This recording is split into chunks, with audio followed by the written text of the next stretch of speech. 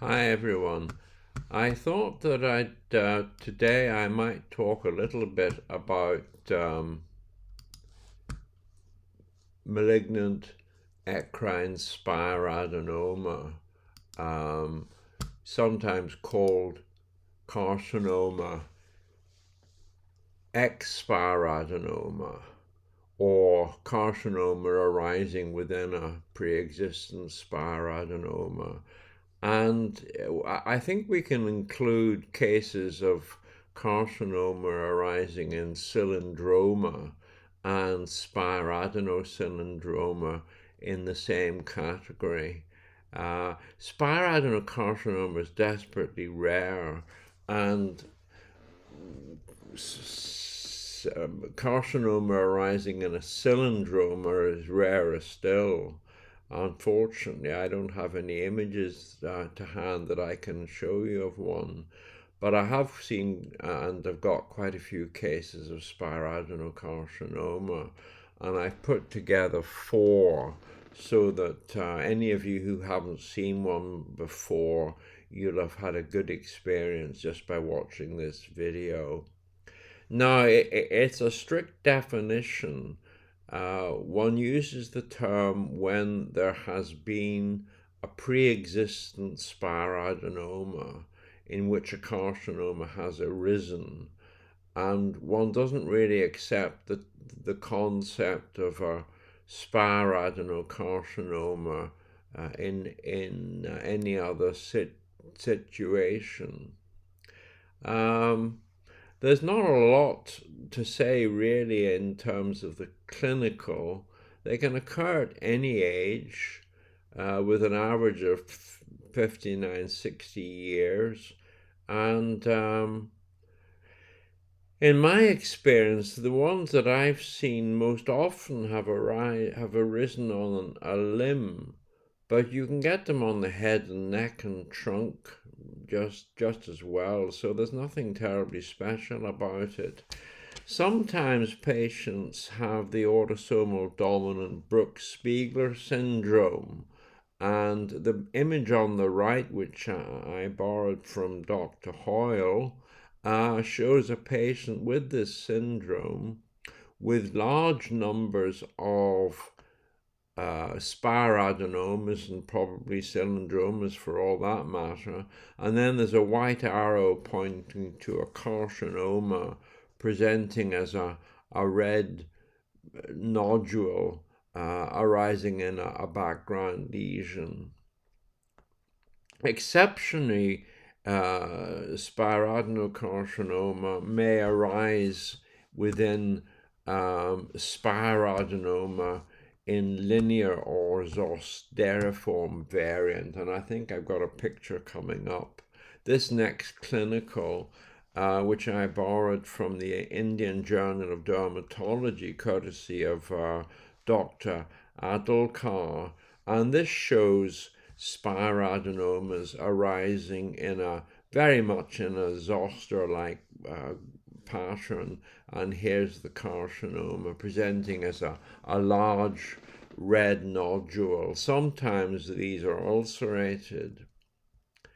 Now, histologically, as I mentioned, one has to identify a precursor lesion first of all, and sometimes some tumors are classified into low grade, others into high grade, but these usually are sort of sharply circumscribed, and then you can get a high grade carcinoma that's very infiltrative, and this is called the invasive variant. And then it's not uncommon to get metaplasia. I've seen cartilage and bone arising in a spiradenoma, and these are the so-called metaplastic variants.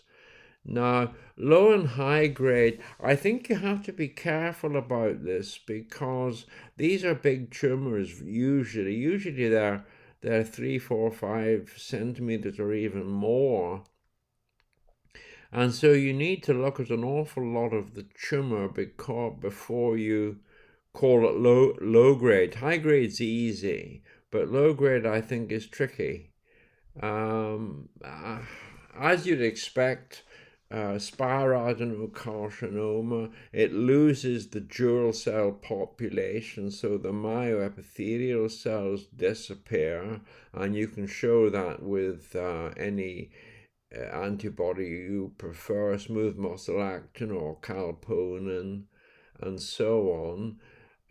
Spiradenomas typically are full of lymphocytes for some reason, and you lose them in the carcinoma. And then, depending upon the grade, nuclear pleomorphism, prominent nucleoli, mitoses, and so on, the more high grade it is, the more of that you see. Sometimes you see little, very round islands of squamous epithelium, so-called squamous moruli. They don't really mean anything, but they're just something that catches your eye. And if you're not quite sure what the tumor is at low power and you see these, that might direct you towards spiradenocarcinoma. I don't think immunohistochemistry has any great role to play in this tumor. You either recognize it or you don't. But if you want to highlight the ductal component, you can use EMA and CEA. MYB is typically lost in spiradenocarcinoma. There's variable p53 expression, and the higher the grade, the higher the expression of Ki67.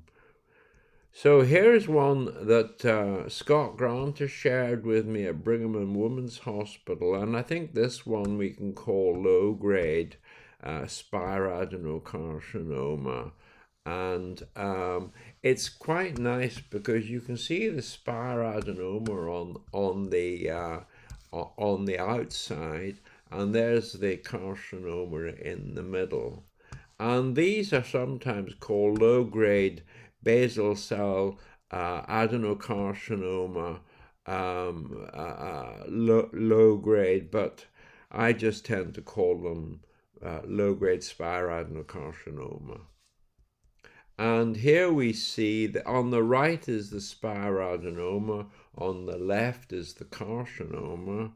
And when we look, there's a close-up view of the spiradenoma, and you can see a very nice duct present in it, and loads of intratumoral lymphocytes. And if we then compare that, this is the carcinoma. There are a couple of ducts present, but the nuclei are pleomorphic. There's no dural cell layer, and mitoses, there's a mitosis at the bottom, and there's one in the top right quadrant. And here's another field highlighting nuclear pleomorphism, and there's a mitosis at the top, one towards the left side, and one or two or three at the bottom. And then there's another view showing more mitoses. So this, I think, would fit into a low grade category. There's more mitotic figures. Now here's another tumor. I've forgotten where this one was located. The last one I think was on the forehead, and I can't remember where this one comes from. And at low power, you could be forgiven to think that this is an angiectatic spiradenoma with all these dilated and partially thrombosed vessels. But on the left side, there's some spiradenoma, which we'll look at. And then towards the top in the middle, that's where there's carcinoma. So we know it's a carcinoma arising in a spiradenoma. And there's a close-up view of the spiradenoma. This almost looks lymphangiectatic. But you can see, maybe in the center's best, you can see outer myoepithelial cells and the larger cells with paler nuclei. And at the top left, you can see lots of lymphocytes. And there's a close-up view there. There are the inner cells with nucleoli, and there's the outer layer of cells, and scattered around there are a few lymphocytes. And there's a lovely view there showing this is perfect Spiradenoma. But then we look at the bit at the top in the middle that we saw, and you can see there's marked nuclear pleomorphism. Cells have very large nucleoli, and we've lost the dual cell population. And there's another view there. And there's a close-up view showing, I suppose you'd have to call that an abnormal mitotic figure. And there's a view from elsewhere in that area where it's beginning to look rather ugly. There's nuclear pleomorphism, prominent nucleoli. It's beginning to look a bit more worrisome, that it might not behave very well. And I apologize for the staining, it's hideous, but it does show you how conspicuous the mitotic figures are. And I think I would put this into a potentially high-grade category.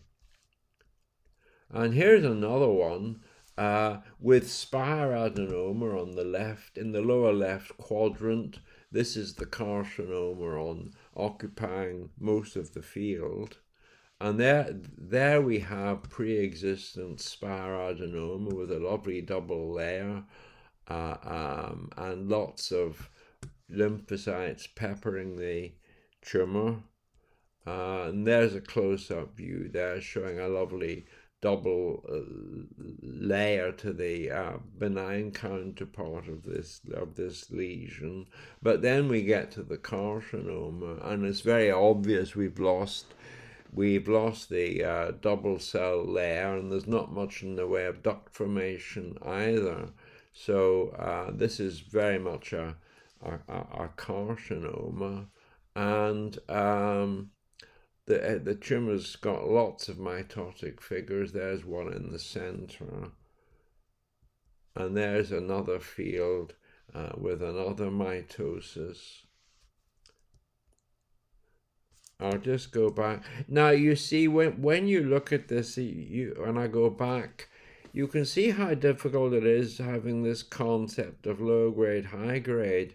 I'll be honest with you, I don't know whether that's low-grade or high-grade. I would tend to think of it as a high-grade tumor, but if you sort of use the criteria, which are very woolly in the WHO, distinguishing one from the other, well, I think you can see why I'm not particularly comfortable with it.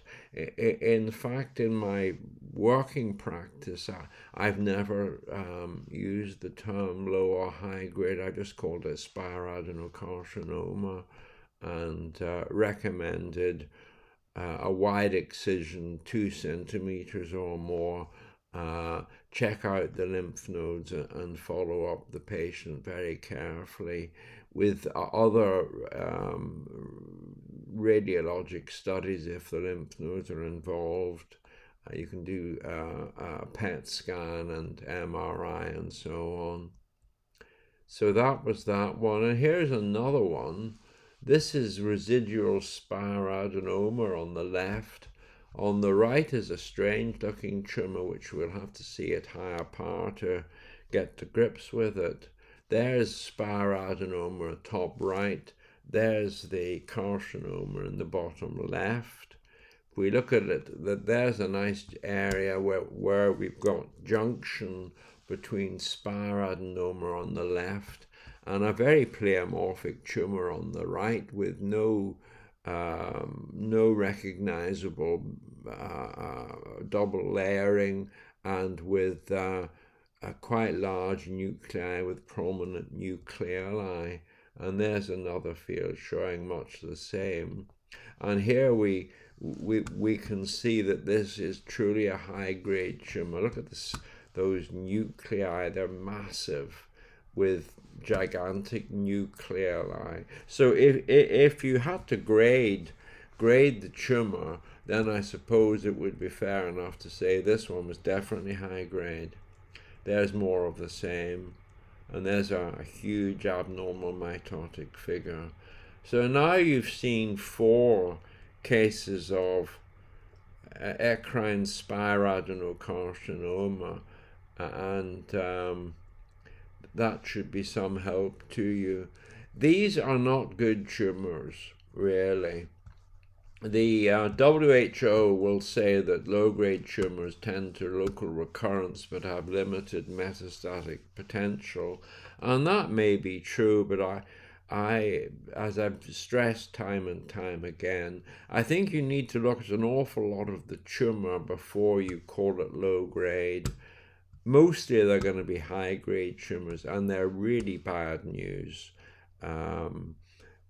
They spread to lymph nodes and systemic spread, and cause death in a significant percentage of patients. So I hope that's been of some use to you, and I hope that you've enjoyed it. And if you have any questions, please ask me, and I'll try and answer. And well, thank you very much for listening.